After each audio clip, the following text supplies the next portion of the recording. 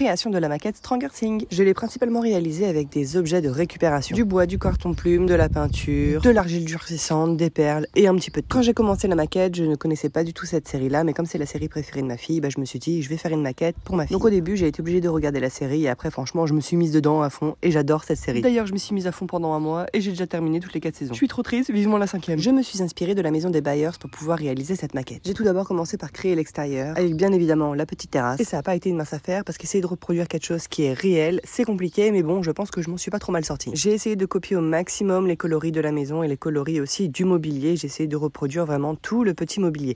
Donc là, je suis en train de construire la terrasse. Et pour ceux qui connaissent la série, je pense que ça commence à être ressemblant. J'ai ensuite positionné mon toit et ensuite j'ai repeint la terrasse parce que la couleur ça me plaisait pas. J'ai mis en place tout mon petit mobilier extérieur que je me suis amusé à construire moi-même. Et vous pouvez retrouver l'intégralité de la construction du mobilier dans mes précédentes vidéos. Vous pourrez les retrouver directement dans le dossier Stranger Things sur la page principale de mon profil. Ça y est, j'ai enfin mis en place tout le mobilier extérieur. Maintenant, je vais commencer à m'amuser à créer l'intérieur. Je me suis amusée à créer 2 pièces. La pièce principale qui sera le fameux salon des Byers avec les petites lumières que vous pourrez retrouver également à l'expérience Stranger Things. Et j'ai ensuite directement créé une 2e pièce avec le monstre, là je sais pas comment il s'appelle, et avec une énorme faille. J'ai essayé de reproduire au maximum la fiche de Stranger Things 4 avec sur les 2 murs, le sol et le plafond des ambiances différentes. Et c'est qu'une fois que j'avais terminé la maquette et que j'avais terminé la série, bien évidemment, que je me suis rendu compte que c'était les 4 endroits principaux de la dernière saison. Donc voilà, pour le coup, je fais un truc bien dégoûtant, mais bon, c'est ce qui représente le plus la série. Et là, je suis trop contente parce que j'ai enfin trouvé les personnages sur internet, donc je vais pouvoir les positionner à la fin de ma vidéo dans la petite maquette. Donc là, je suis en train de terminer le plafond qui va aller dans la salle où il y a la faille. Et comme vous pouvez le voir, j'ai enfin terminé. Et je m'attaque enfin à reproduire les fameuses lettres qu'il va y avoir sur le fameux mur avec les lumières, et je positionne mes lumières, bien évidemment. Et je n'oublie pas de m'amuser à les faire clignoter. J'ai terminé de construire tout mon mobilier et je vais venir le mettre en place directement dans mon salon. La grande bibliothèque, les étagères, tout ça fait avec du carton plume. Les canapés sont faits directement avec de l'argile et du papier de soie que j'ai collé directement dessus.